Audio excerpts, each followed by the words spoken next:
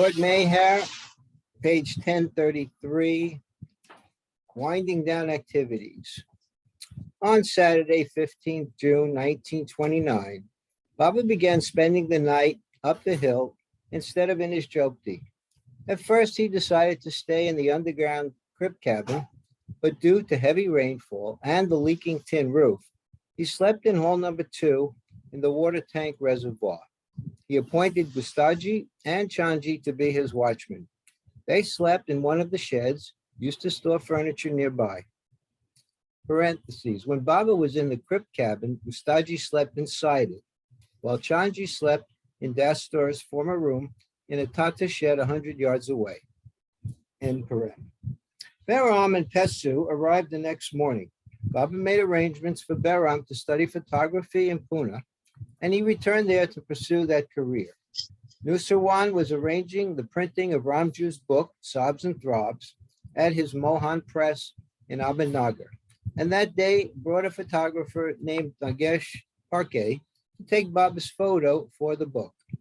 Baba posed on the veranda of the Makan, and photos of Chota Baba and Mastan were taken as well.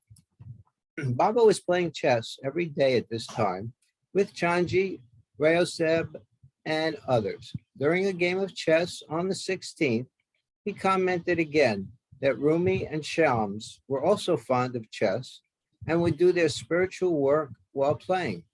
Baba was doing the same. On 21 June, he played 2 or 3 games of chess, but he seemed distracted and played indifferently. He explained, while playing chess for the past few days with Chanji, I've been going to several places and been doing a lot of work. A spiritual seeker named Biaralal Gangaram Agrawal, who resided in Ahmednagar, came to Meherabad on Monday, 17 June, 1929. Biaralal had visited before, but at that time, Baba told him to renounce all and then return to him. He had come after doing as Baba had instructed.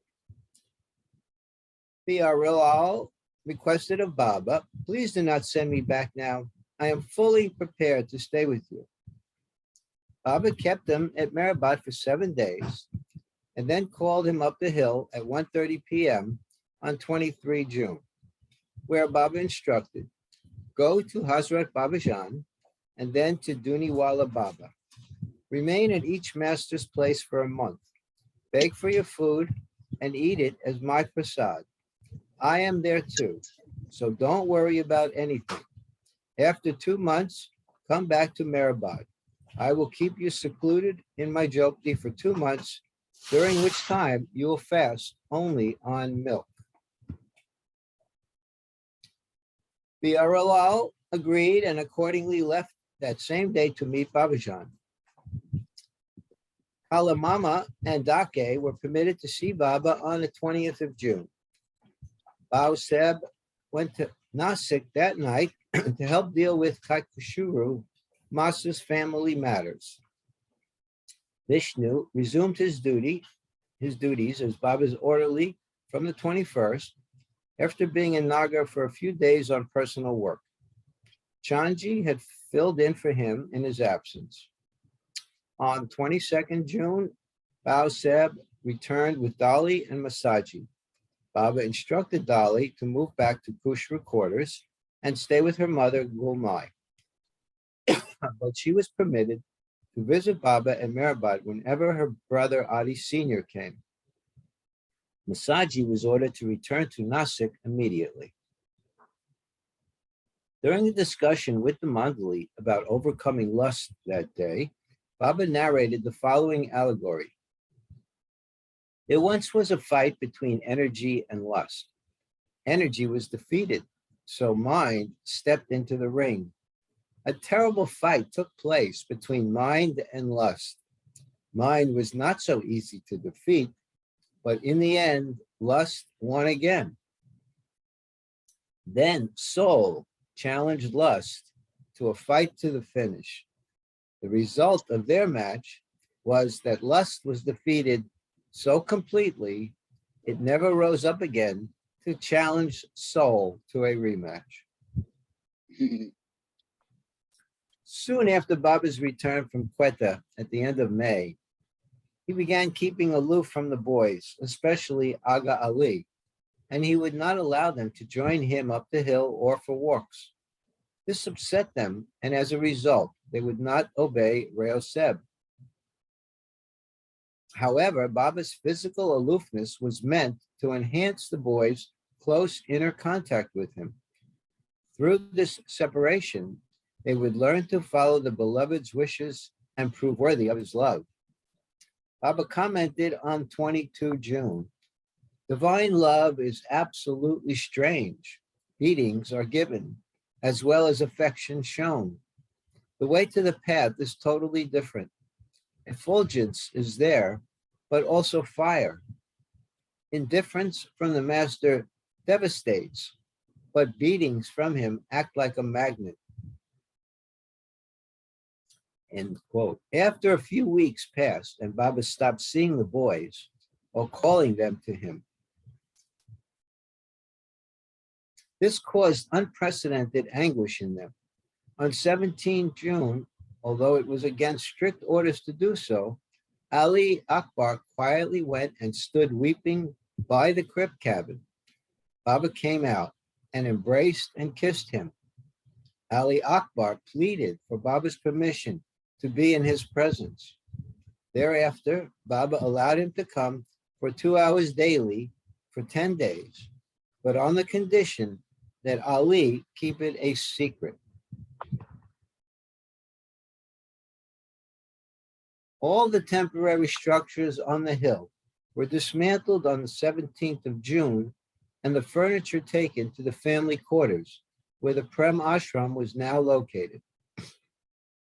From the 21st of June, Baba began teaching the 4 Prem Ashram boys from 8 to 11 a.m., and his personal attention lightened their spirits. On Baba's instructions, Jalbai began giving them music lessons, and Baba started cooking their meals with the help of 2 of the boys. Later in June, Baba mentioned going out on tour, and in his absence, finding employment for the Arangown boys. They should be taught to work in a printing press or how to drive a motor vehicle. But I have to see that these youngsters of today, who are the men of tomorrow, are taught morals and are fully roused to a sense of duty. Without morals, whatever they are taught, even if they are clever and pass in the first class, has no value. Commenting about the older boys, Baba stated, if they remain celibate and don't marry, it would really be for the best. They are the future workers of this path. If boys like Datu and Vasant are forced to marry, everything will go kaput. Baba later added, a trust for Mehrabad Hill should be set up in the name of these children. But before it is done, their parents must be consulted. If they want them to get married, it would be useless to put the trust in the Prem Ashram boys' names. On 24 June, Vishnu and Shagan went to the village to call the parents concerned. While crossing a river near the village, Vishnu slipped and was carried away by the floodwaters, but Shagan, a strong swimmer, came to his rescue. With their clothes drenched, Vishnu and Shagan returned to Baba accompanied by the boys' parents. All the parents agreed to keep their children with Baba, but they did not like the idea of having them remain unmarried. Baba then advised, for the present, let your sons be with me for 1 to 4 years. Leave every responsibility for their future to me. I will see to everything, and when I desire, I will arrange their marriages. Besides this, whatever salary they earn in the printing press or automobile works, the garage, will be sent to you. The parents were generally amenable, but were uncertain about the marriage part of the offer.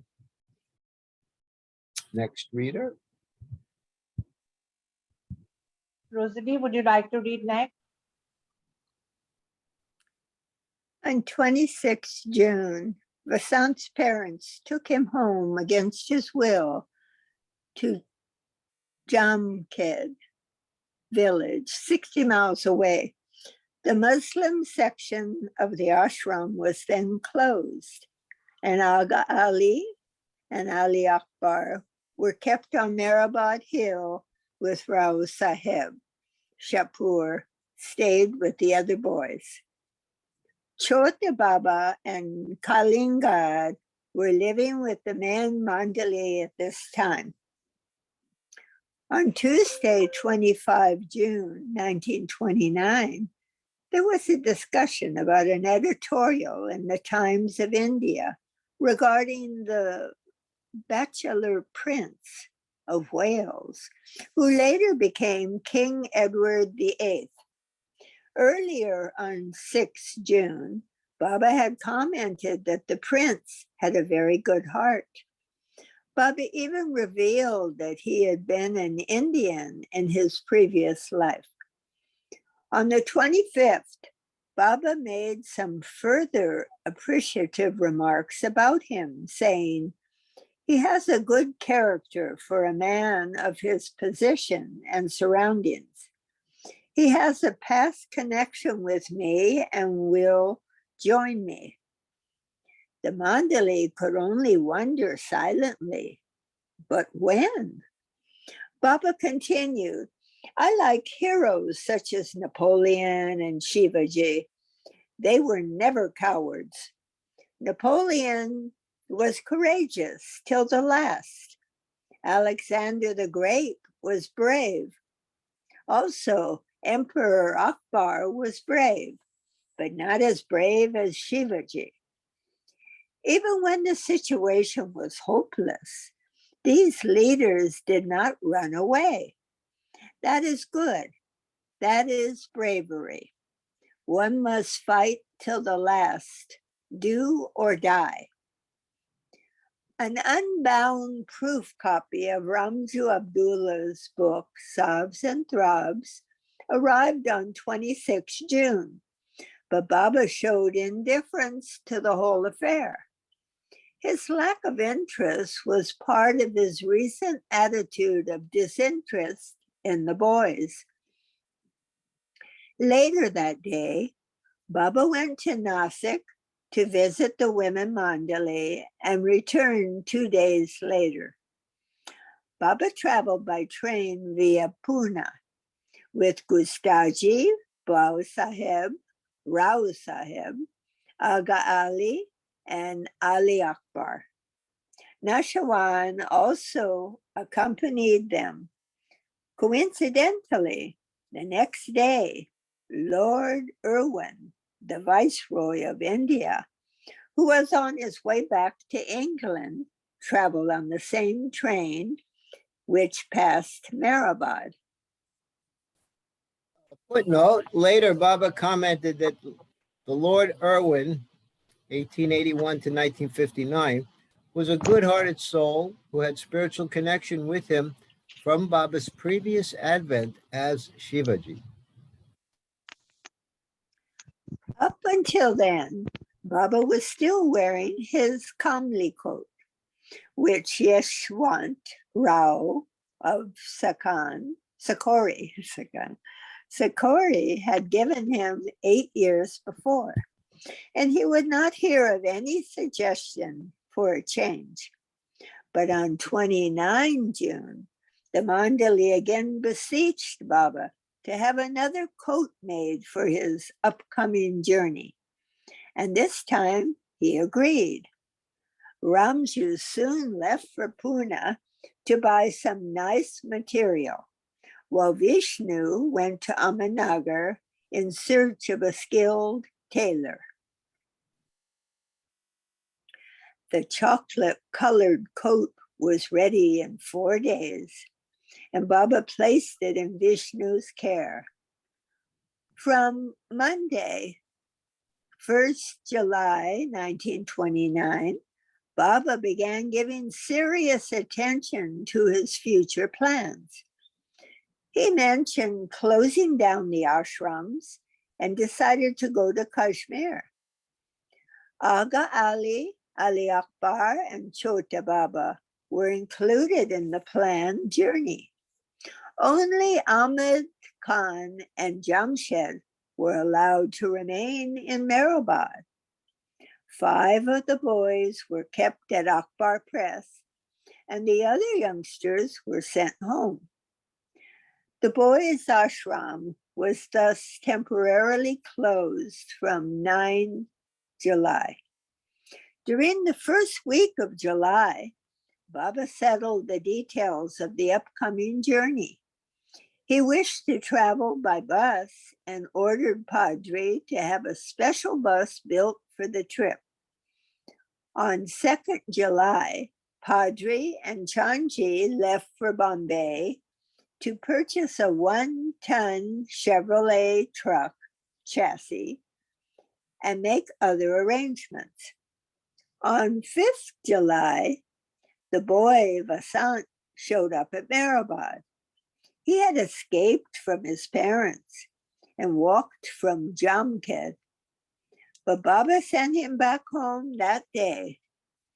The names of those accompanying Baba were decided, and each was assigned a separate duty. Aga Ali and Ali Akbar were to sit behind Baba's seat in the bus and to speak only with Rao Sahib. Baba gave orders to the Mandali not to look at or talk to the boys, and vice versa. Padre was to drive the bus. Rao Sahib was to be the manager of supplies for the trip. Ramju was to speak with travelers and other persons in the course of the journey. And Vishnu was to be the assistant mechanic to Padre. Chanji was to attend to correspondence. Chagan was to be the cook. And Rao Sahib was to take care of the 2 boys, Aga Ali and Ali Akbar. Chota Baba and Gustaji was to sit in the front of the bus next to Padre. Each was to take 1 bedding roll and 4 changes of clothes. Jalbai, Sidhu, Dastur, Karam, and Bomanji family were ordered to stay in Meherabad. Sidhu was to act as temporary manager of the property, and Dastur was to continue his writing work without interfering in the others' duties. Pesu, Gustaji's brother Homi, and his nephew Dara Hansosha, who had returned to Meherabad, were sent to Bombay. Thus, by the 9th of July, all preparations for leaving were complete. The group left Meherabad in cars at 4 a.m. on Wednesday, 10th July, 1929. It was the 4th anniversary of Baba's silence, but he made no special occasion of it. After a brief halt at Akbar Press in Ahmednagar, where they were received by Nashawan, Kaka Shahane, Raya, and Chintaman, Rao's families, they reached Nasik at 10:30 a.m. Baba met with the women Mandali, and after lunch went with them again to the Pandu Lena caves. On his return, Baba informed the women about the trip to Kashmir. Baba had also been invited to Dhulia by Kalemama and was intending to proceed there from Nasik. Sarosh had driven one of the cars to Nasik, and Baba instructed him to have the body of the bus built to his specifications when Padre brought it from Bombay. Baba wished to be in total seclusion on the journey, even while riding in the bus. So a small cabin was to be built for him behind the driver's seat. While dictating these instructions, Baba took Sarosha's new camera and presented it to Aga Ali, who took a photo of Baba with it. Syed Sahib came to see Baba in Nasik after being away for more than a year and had a long talk with Baba. The next day, Ramju and Ghani arrived from Pune. Ramju had fallen ill, and Baba advised him to remain in Nasik and join the group in Dhulia with Padre and the bus.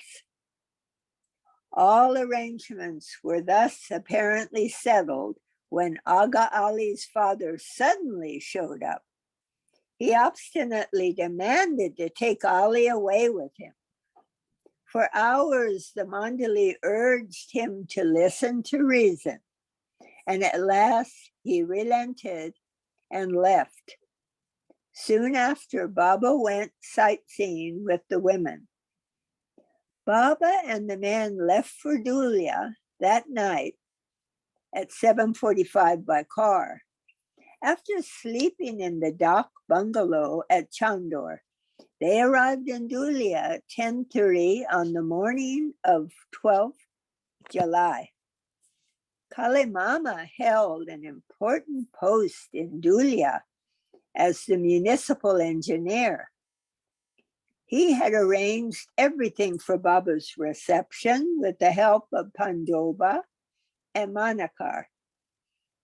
Upon Baba's arrival, joyful cries of Sadguru Meher Baba Ki Jai rang out. Baba was profusely garlanded with flowers, and amidst loud cheers of welcome and gladness, made his way to Kali Mama's house. Even though Baba had hinted indirectly about his avatarhood, most people still looked upon him as a perfect master. He had made no direct mention or public declaration of his divine status. And for this reason, people still addressed him as Sadguru Meher Baba, or simply as Sri Meher Baba. Okay, I believe it's time for the next reader. Eugene? Eugene, can you read next? Page 1039, winding down activities. This is in 1929. Baba gave many explanations to the people who came to see him in Dhulia. Two elderly Parsis came for darshan and were so impressed that they invited Baba to their home. But the next day he went there and he also visited the house of a Marwari merchant, where he gave several interesting discourses. The first was about bliss. Really speaking, everywhere in the entire universe is bliss. It is all bliss, bliss and bliss. But poor, ignorant mankind cannot enjoy it, as man does not know how to enjoy it.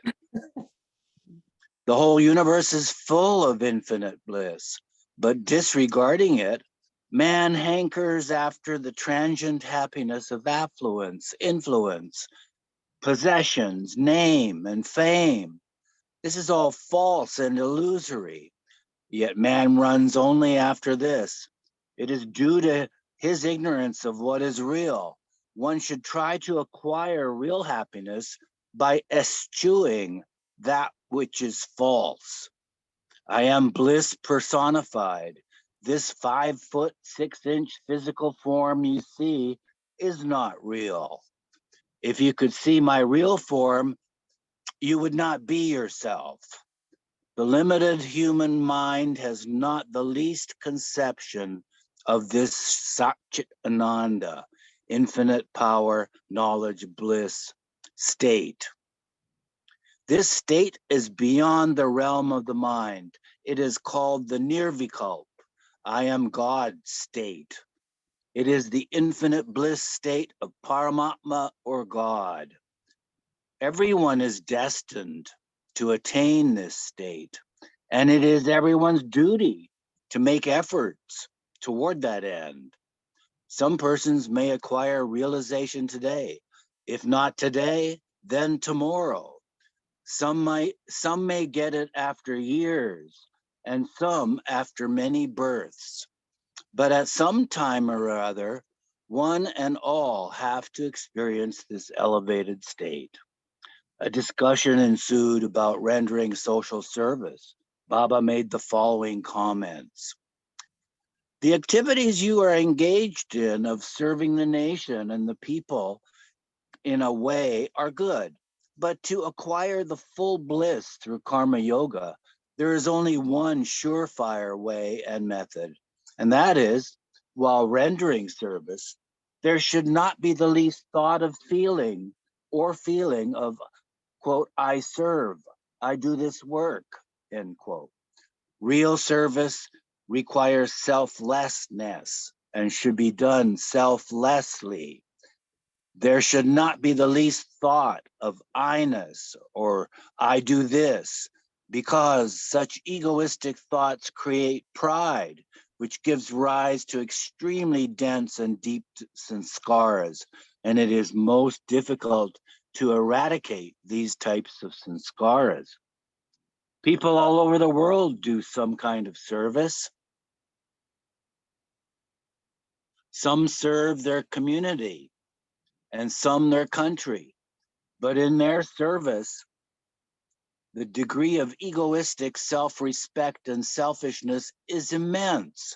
Some serve to bring their name into the newspapers, some with a view to be looked upon highly, some to gain prominence and applause, and some to appear good and decent in the eyes of others. Thus, everyone serves with an ulterior motive of selfish ambition or pride. And this is not serving at all. What is done is all useless, worthless, and totally meaningless.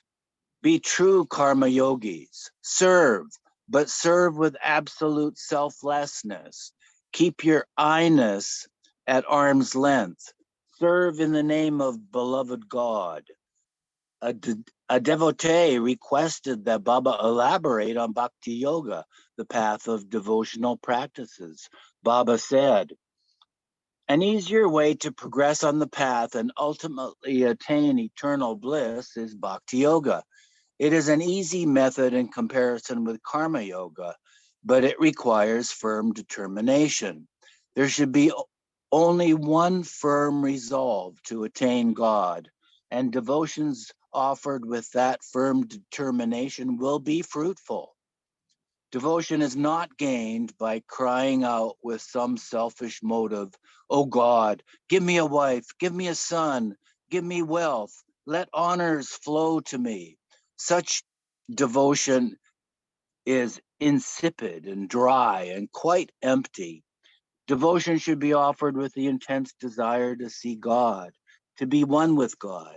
This one-pointed devotion should completely absorb the devotee's mind. During such devotional practice, there should be no thought of one's surroundings, one's relatives, or the world at all. Devotion does not consist in reading holy books all day long, or chanting God's name for hours on end.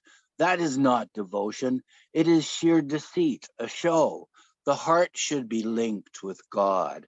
Even 5 minutes of real devotion without any other thought, with concentration only on God, is the real thing.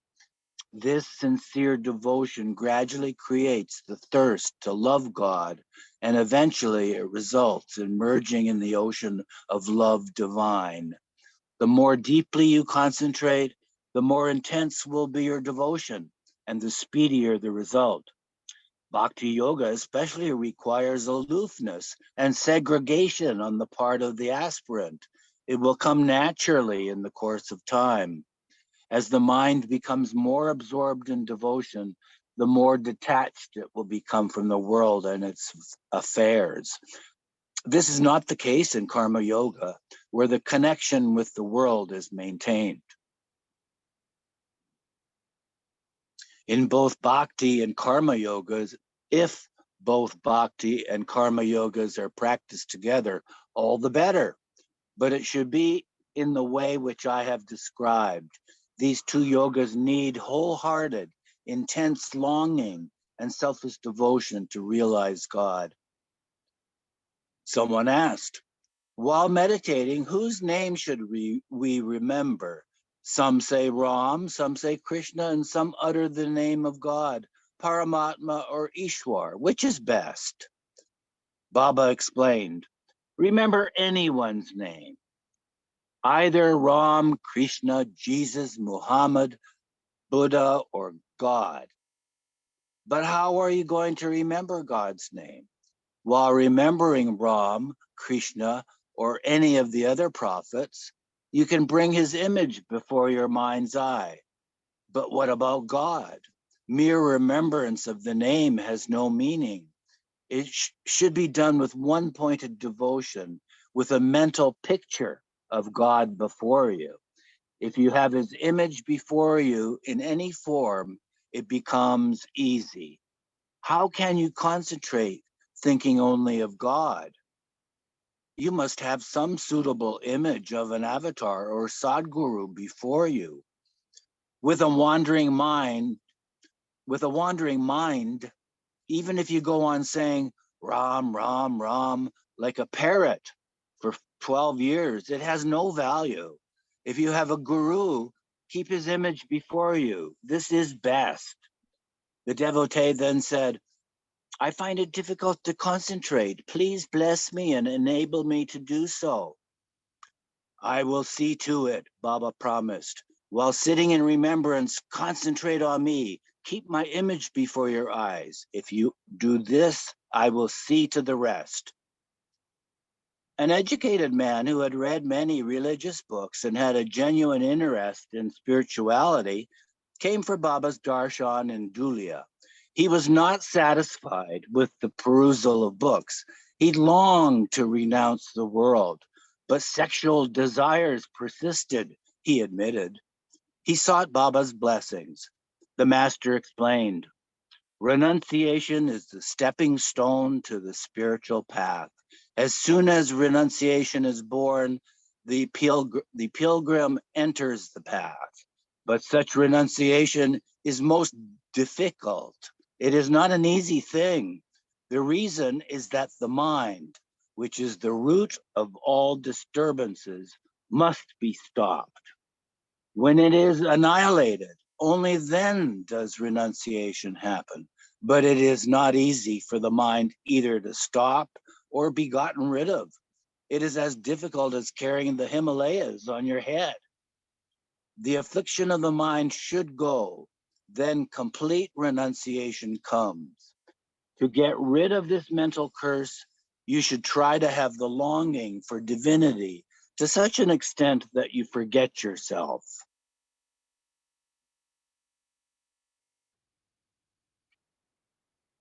Next reader. Mona, you want to read?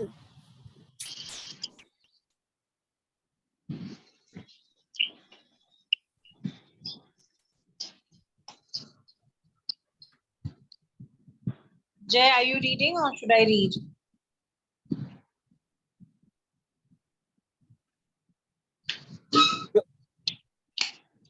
Go ahead, Mona. I'll ask Jay in the chat. He might be did doing ask in the chat. childcare. Okay, fine. Winding down activities. To gain renunciation is to lose yourself.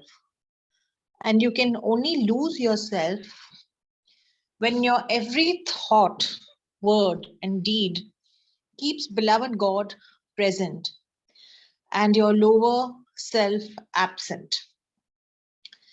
In Dhula, a Brahmin priest lived in a room adjoining the mandalis. Every morning, he would get up early and loudly chant Hindu slokas, verses, from the Shastras, the scriptures. The Mandali were complaining about him in front of Baba on Saturday, 14th July 1929. And Baba observed, everywhere in the world, in the name of prayer and worship, this sort of useless babbling is going on. Nothing is gained by it. It has no sum or substance. Therefore, those who practice it derive nothing from it. Do they for a minute think that loud noises can bring results? For years on end, it has been happening and it will go on for years to come. For ages, the Brahmins, the Maulvis, the Dasturs, and the priests have been muttering hired prayers, and they are actually paid for such drive. But not the slightest advantage has been gained by anyone as a result. Actually, it said pay. The sentence before ended with the word drivel. Sorry. Actually paid for such drivel, meaning not very much. Okay. Okay, really sorry about that. Yeah. But not the slightest advantage has been gained by anyone as a result. The reason is none of them does it sincerely or wholeheartedly. Their prayers are nothing more than vocal cords, useless prattle with no heart feeling in it. Their mind's intellect, attention, and thoughts wander here and there. And this idle mumbo jumbo goes on. If it is done with a clear mind and with all sincerity, one's prayers reach straight to God. God wants honesty and an open heart, not an outward show of meaningless chatter. For any corner of the world, heartfelt remembrance of God, even by the worst sinner or the most worthless and lowest of the low, immediately reaches God's ears. I am deaf to the sound of that Brahmin's chanting, though it is so near. I cannot hear it because it does not touch me. It has no effect upon me, and type of loud, insincere prayer for any quarter leaves us masters unmoved, because it is only noise and carries no mind or heart. Such dry, flat prayers, however loud or lengthy or done over a long period of years, have no effect on us. Instead, if anyone prays to me purely and honestly from however far away and however slowly or softly, I immediately hear it and a connection is established. For example, a long distance telephone station.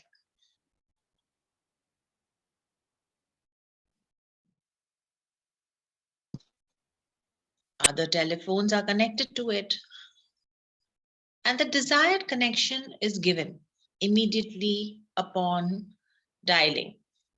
In the same way, the Qutub is humanity's central main station. And if one remembers him sincerely and wholeheartedly from however long a distant one's cry is heard and the connection is made. There is no question of distance here. The Qutub is the center, the focal point, equidistant from one and all in creation. And he is the center, and he as this center serves the purpose not only for this world or universe, but for the three worlds, heaven, earth, and the lower regions. Footnote, please. Footnote, by three worlds, Baba most likely referring to the gross mental and subtle worlds, which he explained more fully in later years.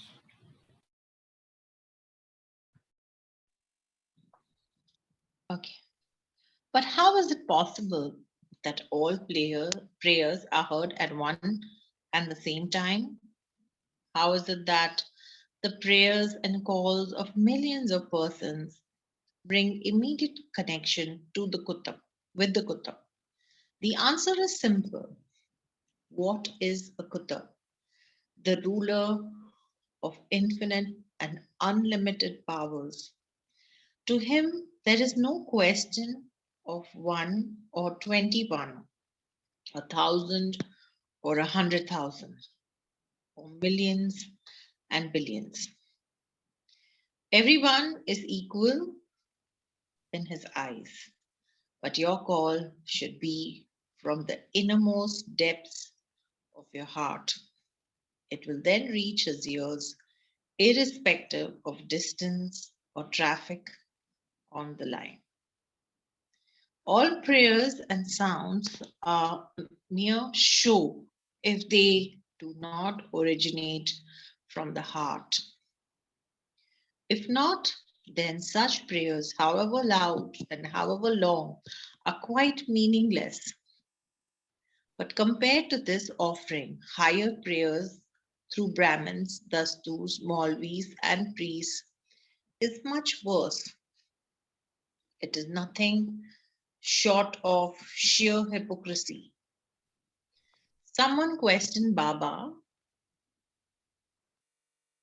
if it is done with the feeling of devotion, is it bad for a person who has no time to pray for himself to have it done through a medium? In reply, Baba stated, this is total foolishness and completely absurd. It is an excuse and a useless pretext. It does not hold water. It is an insult to one's common sense. Can prayer, worship, or entreaties to God ever be hired? It is beyond one's imagination. While still being lured by Maya, it is like throwing the burden of one's actions on the shoulders of others and paying them money to take one to God. It is the pretense for keeping oneself immersed in the Mayavic pleasures. A person says, I have no time to pray. Why not? Because he is willing to spare time for it. Unwilling. Because he is unwilling to spare time for it. It is a meaningless excuse to cover up their preoccupation with the world and lack of time due to the desire to remain involved in Mayavic pursuits.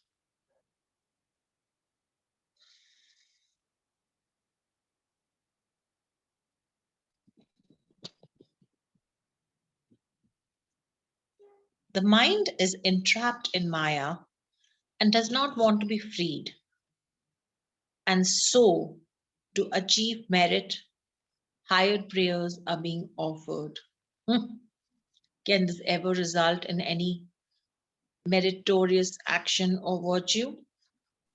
If you want to remember or offer worship to God, do it honestly and loyally with all your heart and mind. Even if you only remember or pray to Him a few times each day. Do it sincerely compared to babbling for hours on end. A sincere prayer of 2 minutes has more effect. It immediately reaches God's ears. The person is that, the reason is that God always listens to the voice of the heart. On Saturday, 13 July 1929, Chota Baba gave Master a bath with Rao Sahib's help. The next day, Baba put on a new short black coat and gave the chocolate-colored one to Ali Akbar. That day, Padri, accompanied by Ramjo, Rustam and Freni, arrived in Dhulia with the new bus. Rustam and Freni left for Nasik that evening after meeting with Baba, and a program of bhajan singing was performed until midnight. Kale Mama and his family took great care seeing to Baba and the Mandali's comfort. The whole family was absorbed in Baba's love and dedicated their lives to him. Kale Mama's two sons, Babu and Murli, were still in Meherabad. Babu was longing to be with the master permanently as one of the Mandali. At 10:30 in the morning on 15 July, Baba left Dhulia in the new bus for Indore. Many had come to see him depart, and they bid him farewell with tears in their eyes. The seating arrangement in the bus for a group of 12 as follows. So it was Padri, the driver. Next to him was Chota Baba, and next to him was Gostaji at the front of the bus. Behind that, there's a special cabin, and then it was Baba who was there. Behind the special cabin was Ali Akbar on the right side and Aga Ali on the left side. In the middle, after the second seat, was Busa Sahib, then Rosa Sahib, Chanji, Ramju, Chagan, and Vishnu on the other side. Baba's special cabin had windows on both sides and a separate door. The men sat on benches in the back. The windows had no glass, only canvas curtains.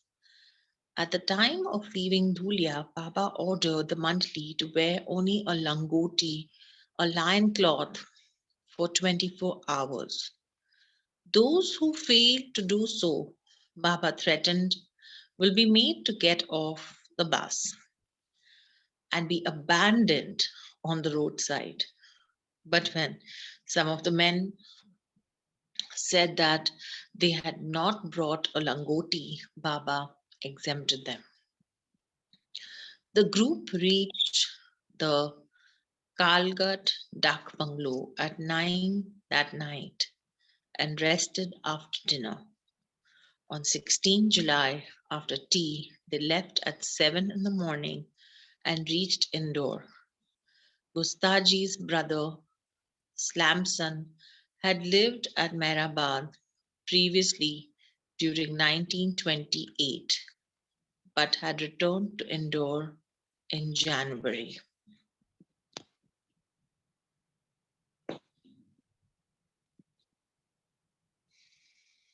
The group was looking for the dark bungalow when Slamson happened to cross the road. He stopped the bus and guided them to a Hindu serai.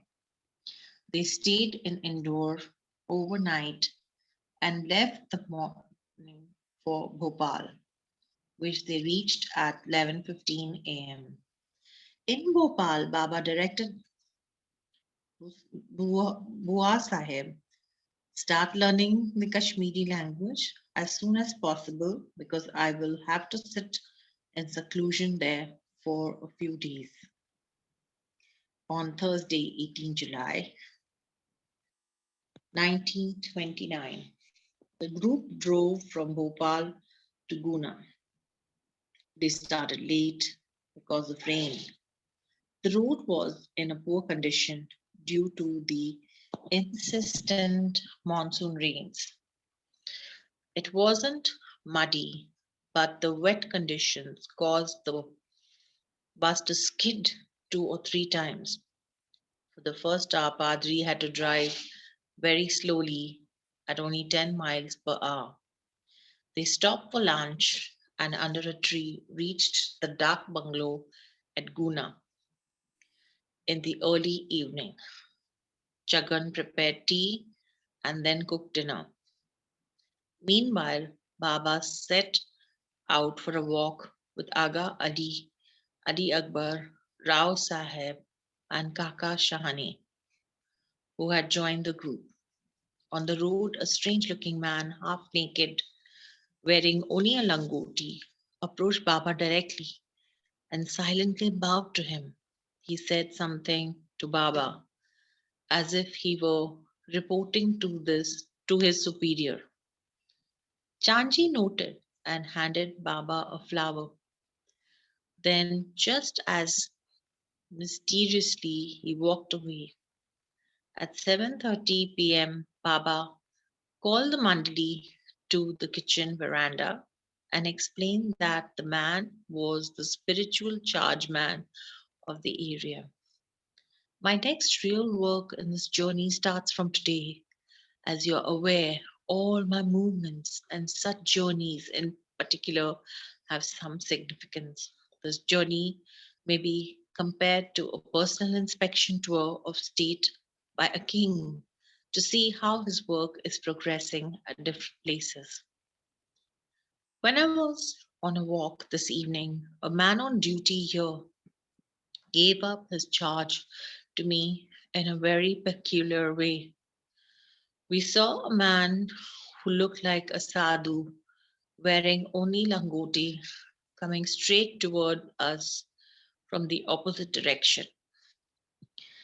When he passed us, he gave me a flower, folded his hands to me, turned and walked straight back from where he had come. Neither while coming to us nor while going away did he look forward, backward, or sideways.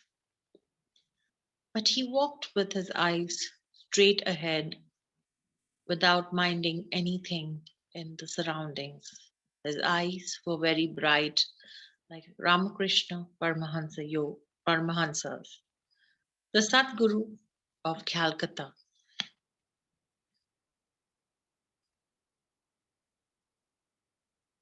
It is men such as he who really know me, and they do their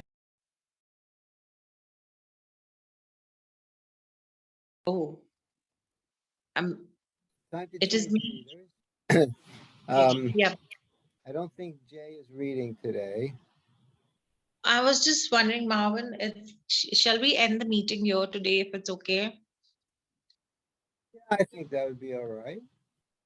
Yeah, all right. So maybe we can stop recording. It's page number 1046. We'll start from here the next time. Thank you, everybody. See you next Tuesday. All right. Give up, everyone. Marvin, let's sing happy birthday for you. Rosalie, Eugene, unmute yourselves, please. Yeah, today is my birthday day. Eugene, Okay. happy birthday. Birthday to you. Happy birthday to you. Happy birthday, dear Marvin. Happy birthday to to you. you. Thank you, everyone. Chocolate for you and some blood for you. All this is being recorded Oh, it's okay. for posterity. Yeah, I'm sure we